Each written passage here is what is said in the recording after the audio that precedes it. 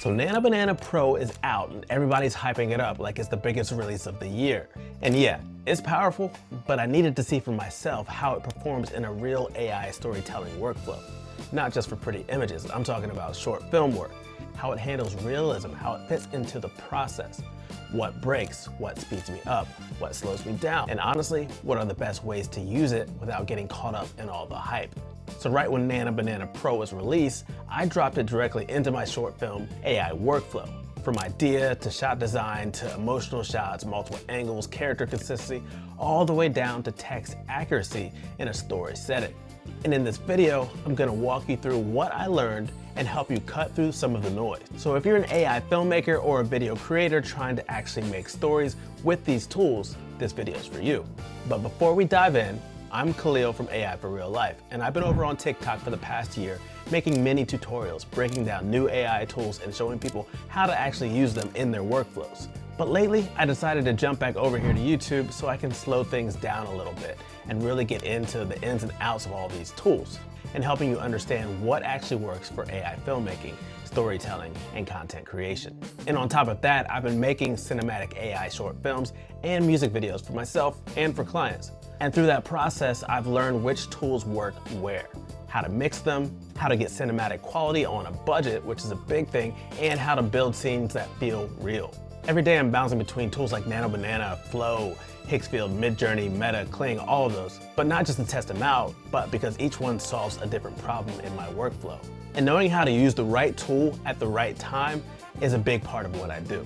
So everything I'm about to show you is coming from a hands-on experience. This is from someone who's building AI video projects every week and helping creators figure these things out. All right, so let's get into it. So we're gonna start off in Higgsfield. And why in Higgsfield? Well, that's just because that's where I spend a lot of my time. Just to give you a little background of where I was when Nano Banana released, I've been working on making out some characters for a project that I'm working on for someone.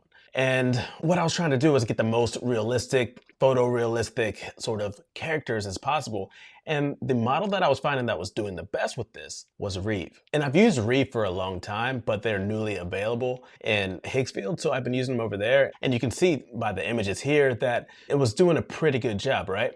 And as we go through, we're trying to get photorealism. And as you can see, this is when Nano Banana Pro was released. So what I decided to do is go ahead and pick up where I left off and start to use these same prompts that I've been doing, building out these characters in Nano Banana Pro to test it out.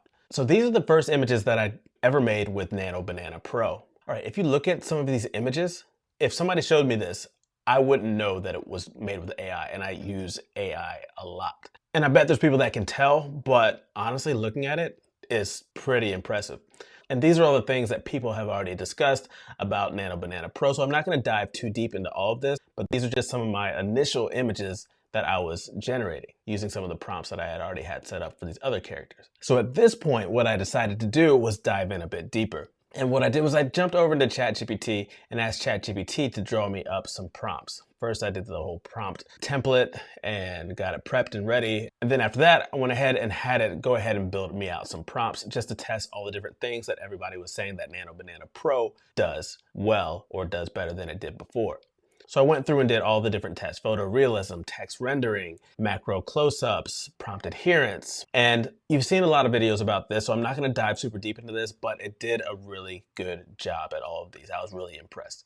I'll just dive into a couple of them so you can see what I'm talking about. Looking for realism, skin texture, these little details that I didn't have to prompt super hard to get. And that's what I was looking for with Nano Banana Pro.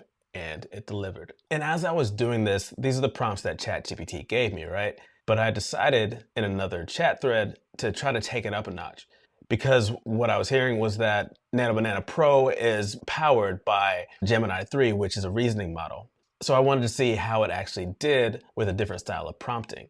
So what I did was ask ChatGPT to turn each of these prompts into a mini story of sorts, instead of it just being the traditional prompt like you see here: a 4K portrait of a deep brown skin African woman with braided hair, wearing linen blouse, all those kind of things that are just a traditional prompt, right? Well, I wanted to go a little bit deeper. So after asking ChatGPT to just take it to that next level, I'll give you an example of what it brought out. Let's go ahead and jump over here so you can see the prompt. Now it dove really deep into the prompt. Her skin is rich, deep brown with warm undertones, and the 4K detail reveals every natural variation. You can see fine pores across her cheeks, and it really dove in and told like a bit of a story more than just a normal prompt. And what I noticed is that it did really well with this sort of prompting style. So it's something just for me and for others to keep in mind for later on. So for this image right here, we're just testing to see if I explained each of the characters in the certain positions and it did it correctly. As you see with both generations, it worked out.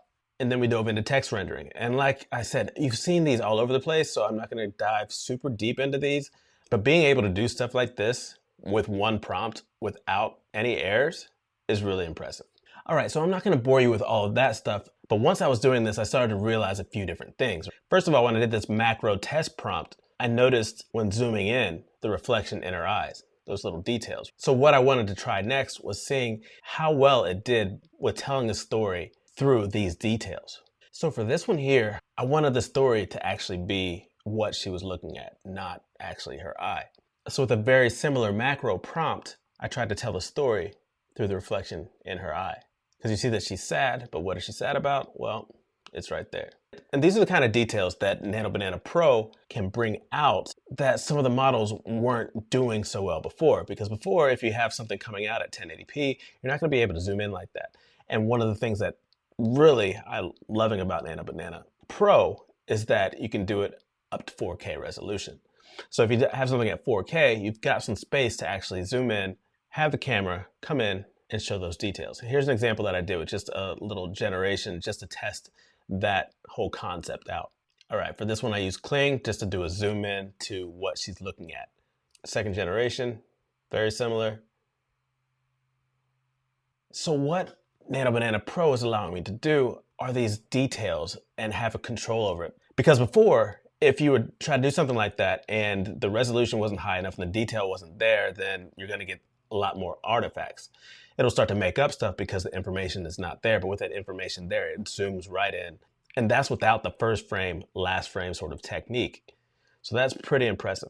So once I did the initial testing and then did a little wider angle right here and this one a different perspective to help tell a story, these are the kind of things that Nano Banana Pro seems to be doing really well. Nano Banana already did this well, but Nano Banana Pro gives you even more control on this. So this helps right here, just as an example of how it helps you tell a story with consistency.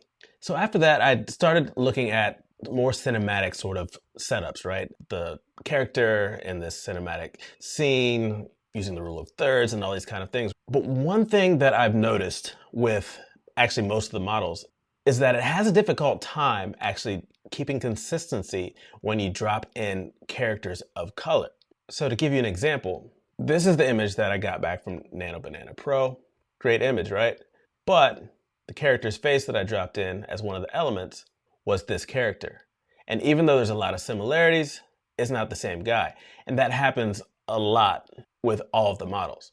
So one of the ways that I was trying to figure out if this is a better workaround was to go ahead and just swap out the head of the character with one of the other characters when I've already built out the composition. Instead of trying to drop it in as one of the elements and build out the scene with that, I built out the scene first and swap in the character. So that's what I decided to do right here. I started off with this image just to see if I can get the scene down and make sure everything looked right. Cool, that's what I got. So what I did was took a headshot of my other character, dropped him in, and this is what I got. You see the reflection, the lighting, everything working out. And I do all my generations at least 2 times just to kind of see what happens. This one, I liked it, but his head was a little bigger than it needed to be, but still really impressive. So the next phase, I wanted to see how it did with resolution. Because before this, with most of the models, you can get 1K. Some of them, like Seedream, would do 2K. But to get something at 4K was really kind of unheard of up to this point, especially with quality. So I went ahead and did some testing to see what I could do in order to pull off this story with that sort of resolution. So being able to get an image from Nano Banana before this was impossible at this resolution and clarity, right? This image right here already tells such a story.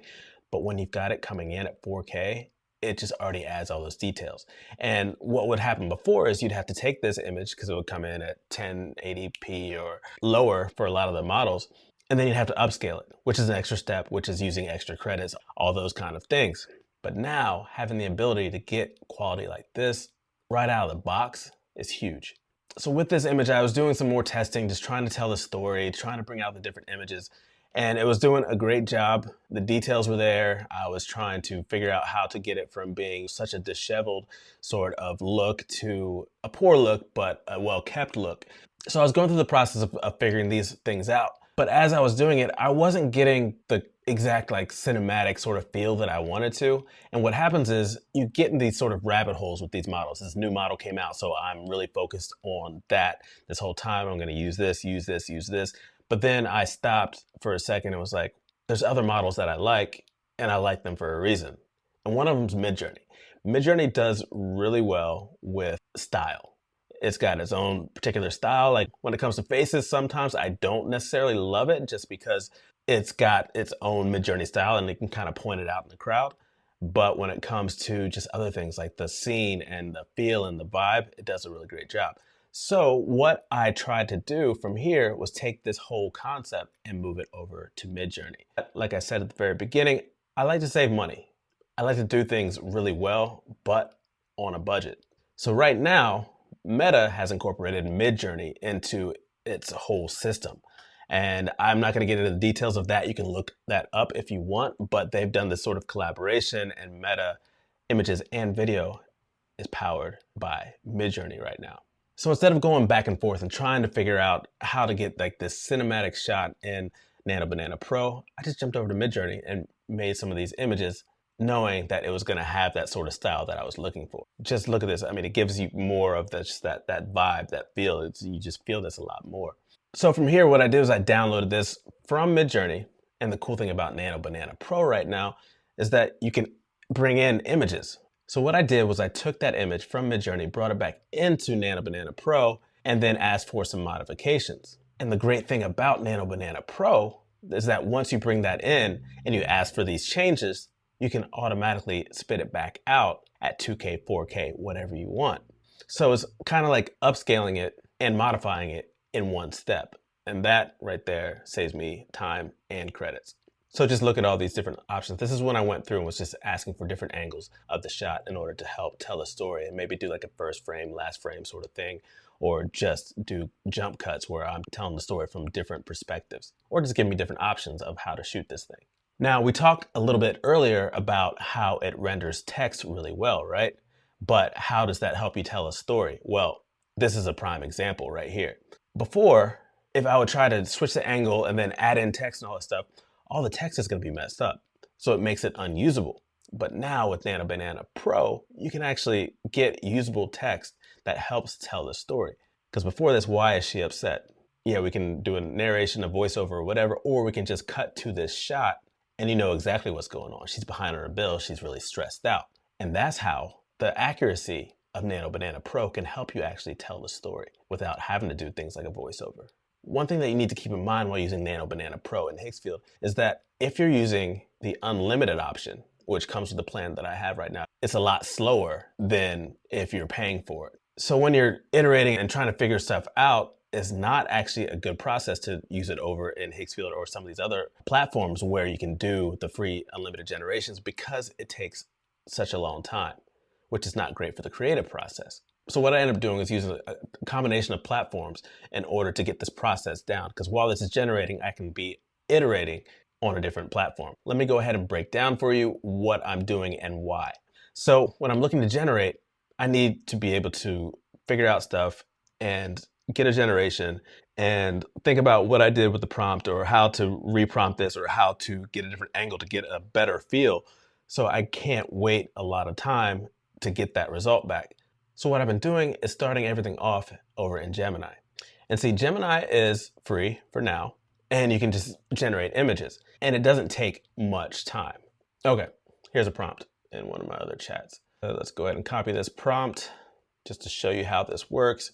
Drop it into Gemini, and it's working, right? So this may take 10, 20 seconds, something to generate this image, which is fine. So it means I can go through, look at this image, and see exactly what worked, what didn't work. But if I'm waiting 5 minutes, 10 minutes, 20 minutes to get this result, I can't really work like that because then I move on to something else and then I forget where I was with this. Is a whole thing. So let's go ahead and wait for this to generate right there. There we go. So see how fast that was?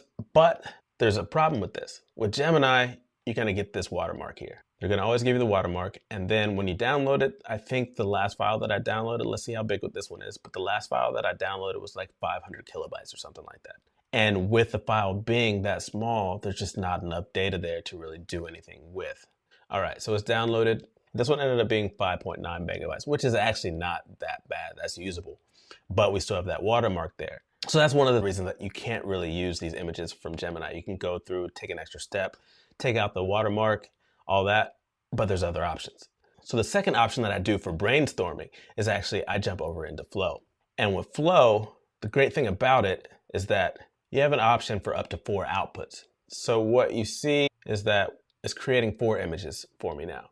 And it does this also pretty fast. This way, I have 4 different variations that I can look at to pick the best one and go from there versus what's happening over in Gemini where you only get one at a time. And it's taking about the same amount of time that it's taken over in Flow to get these generations. So then you get your image, and as you can see from here, that's what happens. You get different variations.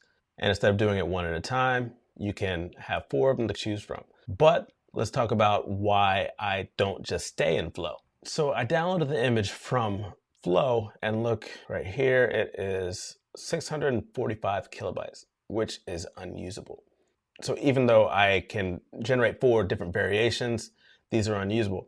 So what I do is I do all of my kind of testing and iterating between Gemini and Flow, but then when I find a prompt that actually works and that everything, the composition, everything's down, then I jump over to Nano Banana in Higgsfield and go ahead, hit generate 4 times, let it go ahead and do its thing in the background because I have pretty good confidence that it's gonna work out. So now that we know how Nano Banana Pro can be used and where it can be used, I talked about how it can do 4K resolution, but that doesn't necessarily mean that you should do 4K resolution. And let me tell you why. All right, so I like to use Kling 2.5 Turbo for a lot of my generations. I just love the way that Kling does its thing. But what I realized is that with Kling, and let me show you an example right here. I'm gonna take this image, go ahead and drop it in, and the image is too large. It's gotta be smaller than 20 megabytes.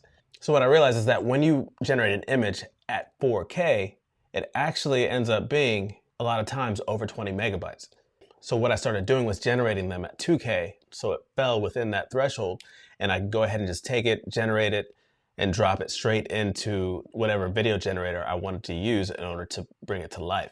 But if I was doing something like making an image for printing or for some graphic design or something like that, then I would go with the 4K. But being that most of these video generators aren't even generating at 4K, then there's no point in me having a 4K file to drop in there.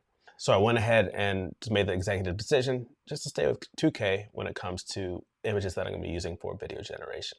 So this was my journey that I had with Nano Banana Pro, using it in an actual storytelling sort of setting, diving in and working with it on an actual project and seeing what it did well, and what it didn't do so well. So what it does well are a lot of the same things that Nano Banana did, but it does it so much better now. So it gives you much more consistency and a lot more options and a much higher resolution for you to work with out of the gate. So I'm gonna keep testing and diving in and seeing how well it does in all the different scenarios and see how well it helps me bring these stories to life. All right, so as you can see, Nano Banana Pro isn't just another image generator. It's a real tool for AI filmmaking. So you can explore angles, test the lighting, shape the mood, lock in your characters, and basically pre-visualize an entire short film or music video inside of your workflow. And honestly, thanks for sticking with me as I get my flow back with these long form videos. See, I've been doing so much short form work on TikTok that it feels good to slow down again and talk through the real process. And I'm gonna keep trying to get better every week. And either way, I'm here to show you exactly what I'm doing, how I'm doing it, and how you can use these tools to become a better AI content creator. But if you found any value in this breakdown, hit the like button, subscribe, and jump in on the comments, because I love seeing what all of you guys are building, especially the creators that are using AI to tell real stories. And I feel really lucky to be surrounded by such a great community of creators. All right, well, I'll see you in the next deep dive.